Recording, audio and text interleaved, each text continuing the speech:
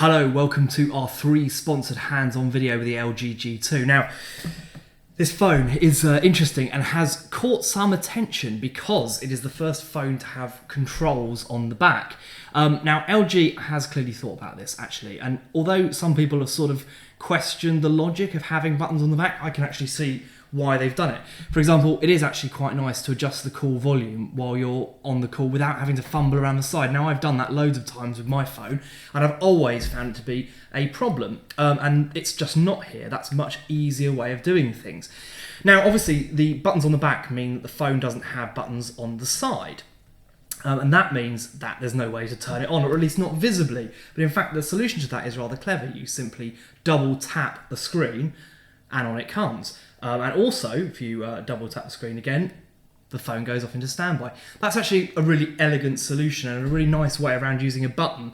And actually, I think it's amazing that no one's thought of it before because it's such a good idea.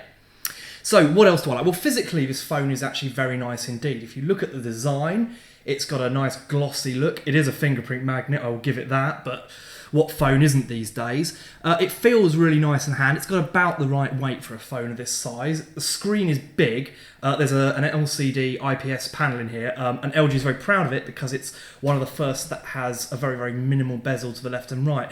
And actually, it does look really good, and it retains that sort of smooth LG feel that they pioneered with the Optimus 2X some time ago, a phone that I really, really liked.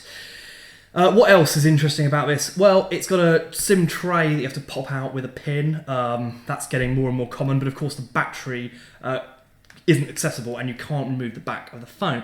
Now, what's interesting about that is that LG has used the shape of this phone and that's part of how the battery capacity is so large. It's a 3,000 milliamp hour battery.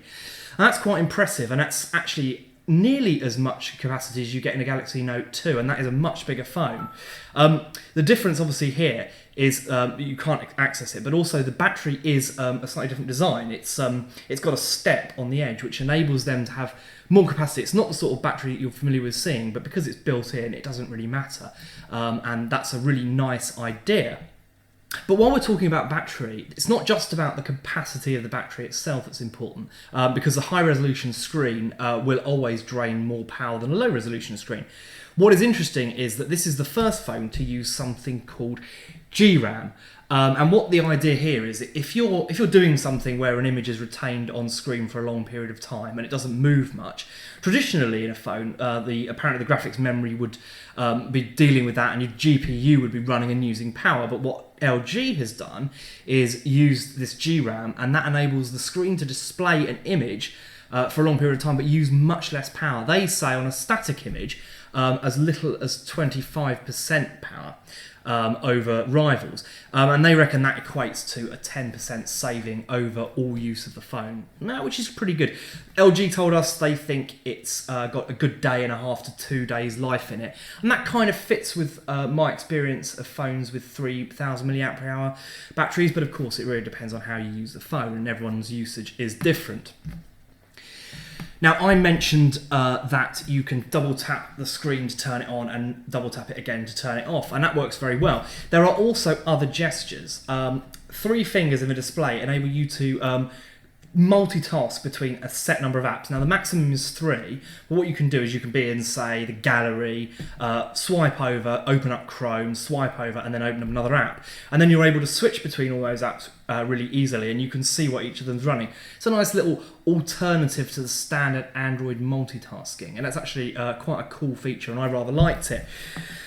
Also, from the gestures, sort of hand control movement kind of thing, is that the phone knows what you're doing with it. So you've got it on your desk, it rings, you pick it up, and then it reduces the volume of the ringtone very slightly. As you move it to your head, the screen shuts off, as it does with most phones, but also the call is automatically answered, which is quite a clever idea, actually. It certainly means that you won't have to struggle so much, you know, if you're because of the way the phone is unlocked, you don't have to worry about double tapping the screen or anything like that. It is just simply a matter of bringing it up to your head and it will answer the call automatically. It also vibrates to let you know it's done that, which is good because it means that you don't have to worry about it not having answered the phone or ringing loudly in your ear. LG is also very proud of the camera. It's a 13 megapixel shooter, and there are lots of interesting ways in which the camera app works. It seems to have been thought out quite well. It has a 9-point focusing system, which means it's able to sort of automatically track 9 sort of areas on screen. You can still use the tap to focus method, which I think people are probably quite used to these days, and it's probably one of the better ways of taking pictures. From a video perspective, you get 1080p and you get that in 60 frames a second. Now that's actually quite good, and you will get very, very smooth motion doing that. That's sort of like the equivalent of if you've seen something like Sky News HD. It looks very similar to that because it's high frame rate. It's not got that film look that people are probably used to with HD TV. So it is a very smooth, very realistic looking image. Another feature we're really rather fond of is guest mode. Now what that means is if you use an unlock pattern to get into your account, you can set up a different unlock pattern and then give the phone to somebody, maybe like a child or someone who you don't know particularly well, and they will only be able to access programs that you've authorized and programs on the home screen. They will not be able to access the app tray, and nor will they be able to access your drop down from the standard Android navigation thing. So they won't be able to see your email or anything like that. Really good if you've got kids, actually, because kids love to play with touchscreen phones, but obviously they are very capable of sending very unpleasant emails to those you love and your bosses at a moment's notice. A couple of nice other features include very high quality audio. So there's support for FLAC and other lossless audio files, which means you should get very, very good quality audio out of this phone. When you're using the headphone jack, and this is only with the headphone jack, it doesn't work on USB or Bluetooth. You can have access to very high bitrate recordings, 24-bit 192 kilohertz, which should give you a pretty CD-esque sound, so that's quite nice. Also, this has an IR blaster built in. Now, that's not a particularly unusual feature, but what it does allow you to do is you can control pretty much anything from this. There's a fantastic list of products here, including air conditioners, Blu-ray players, TVs, all of the usual stuff. And there's quite a nice tray drop down that enables you to set that up and see, and it means you can control it even if you're not in the app itself. It's quite a nice idea. I mean, it's probably not going to set the world alight, but it's a pretty sort of nice additional extra. Anyway, we are already really quite taken with this phone. It feels nice, it looks nice, it feels like a very high-end phone, and whilst we've liked LG phones in the past, they haven't had that glamour factor that probably the Samsung Galaxy S and the Apple iPhone have. So this is actually sort of a first for LG. It is a real passion phone, if you discount the Nexus 4, which obviously everyone loves as well.